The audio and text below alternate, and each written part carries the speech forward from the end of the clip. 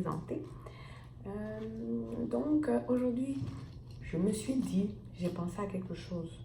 J'ai parlé de beaucoup de choses, j'ai fait des story time sur la fraude au Canada, mais est-ce que j'ai fait une vidéo pour vous dire ou pour vous montrer les astuces de fraude qui sévissent et comment ne pas tomber dans ces pièges-là? Parce que moi, j'ai été victime 3 fois déjà de fraude et il y a une tentative qui a marché et j'en ai payé le prix fort. Donc, sans plus tarder, on va rentrer dans le vif du sujet. Donc, je suis arrivée au Canada il y a 7 ans et je dirais qu'il y a 5 ans, 5 ou... donc, quand ça fait... En 2015, voilà. En 2015, j'ai été victime d'une fraude qui a fonctionné. Donc, je vais vous raconter un peu l'histoire. Donc, il y a un type de fraude qui est généralement très répandu parce que même à l'école, vous pouvez en être victime. Alors, je connais une autre youtubeuse qui est accessoirement aussi Miss Cameroun Canada 2017 qui a été victime de ça dans son école en fait. Et ce sont les offres d'emploi qui sont trop belles pour être vraies. Donc, moi, dans mon cas spécifiquement, j'avais une ancienne amie et je commence à me demander aujourd'hui si ce n'est même pas elle qui avait orchestré ça. Donc, j'avais une ancienne amie qui offrait des services de babysitting à domicile pour des particuliers qui voulaient des babysitters à domicile pour leurs enfants et qu'on te paye cash en fait. Donc, elle m'avait fait part de ça. Elle m'avait dit, elle, ça fonctionne pour elle. Ça lui permet d'arrondir les fins de mois quand elle va à l'école et tout ça. Qu'en fait, il y a un site sur lequel il faut que tu t'inscrives. Tu télécharges tes photos. Et à partir de ce moment-là, tu vas commencer à avoir des offres de familles qui veulent des babysitters pour garder leurs enfants 2-3 heures quand ils doivent sortir ou des trucs comme ça. J'ai trouvé ça fine parce qu'elle me disait que oui, elle avait déjà fait du babysitting pour une avocate pour garder son fils 3-4 heures et la dame payait, je sais quoi, 11 dollars de l'heure, genre elle te paye cash, vraiment pour quelque chose que tu fais 3 heures, c'est facile, vite fait. Je me suis dit, why not, pourquoi pas? Donc je me suis inscrite sur le site, il faudrait que j'essaie de me rappeler le site. Je me suis inscrite sur le site, j'ai téléchargé une photo et puis effectivement j'ai commencé à voir des annonces de famille. Alors, il y avait une annonce que j'avais vue et c'est la famille même qui était venue me contacter. Donc, c'était supposément une famille canadienne qui vivait au Mexique et qui devait revenir au Canada dans quelques mois, quelques semaines. Et donc, ils avaient besoin d'une babysitter pour leurs 2 enfants. C'était quoi, 6 ans, l'autre de 4 ans. Je me rappelle que les âges, c'était en 2015. Et oui, qu'ils allaient avoir quelques petites choses à me demander à faire avant qu'ils arrivent au Canada. Je me suis dit, hey, le genre de travail que tu ne souffres pas pour faire là, j'étais où? Donc, ils m'ont dit, voilà ce qu'on va faire.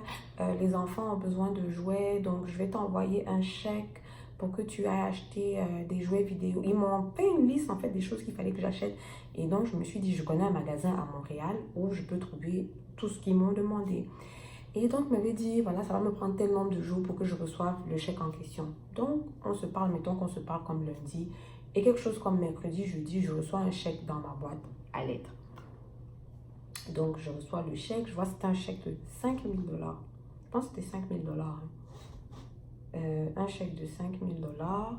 Et donc, avec mon application en ligne pour ma banque, je me dis, pourquoi me casser la tête à aller à la banque en personne quand je peux déposer mon chèque? Je fais juste une photo. Ce que je fais ce jour-là, je prends une photo du chèque, je dépose dans mon compte et au bout de 2-3 jours, je peux retirer l'argent.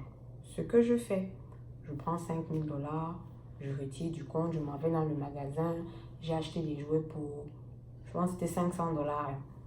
Et le reste de l'argent, il était question que je leur envoie 2 envois séparés à MoneyGram. Est-ce que jusque-là, je captais que c'est l'arnaque? Donc, je prends les 2 chèques, je prends l'argent, je fais 2 envois. Un envoi de... Ou c'était un envoi de 1000 et un envoi de combien? Bref, j'envoie ça quelque part au Mexique. Je ne peux même pas vous dire que je me rappelle c'était quoi l'adresse. Puis moi, je rentre, je me dis... Et ils m'ont dit, prends... ou c'est 1000 dollars, tu gardes pour toi, genre pour ce que tu viens de faire. Je me disais, hey, j'étais où? Donc, au bout de 2-3 jours, je veux rentrer dans mon compte en banque. Je ne sais même plus qu'est-ce que je voulais checker. Je ne suis même pas capable d'aller regarder mes trucs. Ça me dit, accès bloqué, il faut appeler la banque. J'appelle la banque au téléphone, on me dit, il faut te déplacer en personne dans la succursale où tu étais allé ouvrir ton compte. Genre, parce que c'est seulement là-bas qu'on peut te dire qu'est-ce qui se passe. J'arrive là-bas, on me dit que j'ai déposé un chèque frauduleux, que voilà, il y a moins 5 000 $ dans mon compte, nanana. Merde, je me dis, je prends 5 000 $ où pour rembourser ça? Qu'est-ce qui s'est passé? Quand j'essaie de contacter encore la famille, j'ai même retrouvé des emails l'autre jour en checkant mes emails pour... Des fois, je reste comme ça, je pense à ma vie. J'ai retrouvé les emails. J'ai essayé d'écrire à la famille. Est-ce qu'on me répondait encore? Le chèque que j'étais allée déposer à la banque, je suis allée à ma banque pour prendre une photo de ce chèque-là, une copie papier. Et le chèque semblait être fait de la banque Desjardins. Je vais chez Desjardins me disent que ça, ce n'est pas un chèque de chez eux. C'est clairement un faux. Nanana. Je me suis dit, mais comment une banque, tu peux déposer l'argent?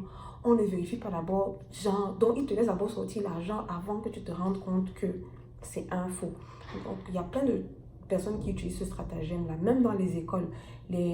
Toutes les annonces que vous voyez dans le portail de l'université ne sont pas toujours vraies parce que les universités ne prennent pas la peine de checker. Donc, la Miss Cameroun Canada 2017 a été victime de ça. Je pense qu'elle n'est pas... Oui, je pense qu'elle aussi, elle a payé de sa poche. Il y a eu un découvert sur son compte. Donc, elle a répondu à une offre d'emploi sur le portail étudiant de son école, HEC. Et on lui a fait le même coup que moi. L'école ne l'a pas protégée parce que ça disait que mais si c'est sur le site de l'école, ça veut dire que c'est vrai, c'est sécuritaire, alors que non. Donc, il y a ce stratagème-là qui fonctionne beaucoup ici. Après, maintenant, vous avez tous les autres types de fraudes, ceux qui se font passer pour l'Agence du revenu du Canada pour vous dire que vous n'avez pas bien déclaré vos impôts, on va appeler la police. Il y a une semaine ou deux, j'ai reçu un appel incessant d'un numéro que je ne connaissais pas. Quand j'appelle le numéro, j'entends un message qui me dit que oh, il faut que j'appelle la Cour de justice en Ontario parce qu'il y a un mandat d'arrêt. Quand j'essaie de rappeler le numéro, il n'y a personne qui décroche. Ce jour-là, toute la journée, j'ai reçu l'appel. Chaque fois que je vais écouter le message, ça me dit ça. Finalement, j'ai pris la décision d'appeler la police pour me dire que bon, s'il y a un mandat d'arrêt contre moi, autant mieux appeler la police. Qui mieux que les policiers peuvent me dire s'ils me cherchent ou pas. So, j'appelle la police, je fais le 911, j'appelle, je dis à une dame que je reçois des appels incessants de tel numéro. On me dit que c'est la cour pénale ou c'est la cour de justice en Ontario qui a un mandat d'arrêt à mon nom. J'appelle, est-ce que vous me cherchez? La femme me dit que c'est quoi le numéro, je donne le numéro, elle me dit que bon, ce que je peux faire là maintenant, c'est que je vais t'envoyer des officiers qui vont venir t'apporter un document que tu vas remplir pour appel harcelant. Si tu continues de recevoir les appels de ce numéro-là au pied, dans une semaine, on ouvre une enquête si tu continues de recevoir. Donc, ce qu'elles m'ont conseillé, c'est qu'à chaque fois que je reçois un appel, gars, je bloque le numéro. Parce que quand la police te cherche, si la police te cherche, tu ne vas pas ignorer. La police peut te retrouver. Donc, en plus, je vis dans la province du Québec, l'Ontario, le palais de justice me cherche. Je me suis dit, j'ai fait quoi en Ontario jusqu'à le palais de justice? On me dit qu'il y a un mandat d'arrêt. Donc, c'est des gens qui communiquent la peur. Et donc, la dernière astuce maintenant qu'ils ont, ce sont les fraudes avec les virements Interac. Tu restes comme... Enfin, les virements Interac, vous allez savoir c'est quoi quand vous allez arriver ici. C'est le fait que quelqu'un peut t'envoyer de l'argent en utilisant ton adresse ou email. Donc, il te vire de l'argent de son compte. Toi, tu reçois ça en cliquant sur le lien que tu reçois dans ton email et tu déposes dans ta banque. Donc, maintenant, les fraudeurs ont trouvé l'astuce de te faire croire que tu as reçu un virement Interac. Et des fois, quand tu te dis, gars, j'ai reçu l'argent, tu ne veux même pas savoir l'argent. Tu dis que si c'est une erreur, j'encaisse d'abord l'argent. Sauf que quand tu cliques sur les liens, tu vas dans ton truc, c'est la porte ouverte à toutes sortes de fraudes. Ils peuvent te vider ton compte, ils peuvent te faire des choses. Donc, vraiment...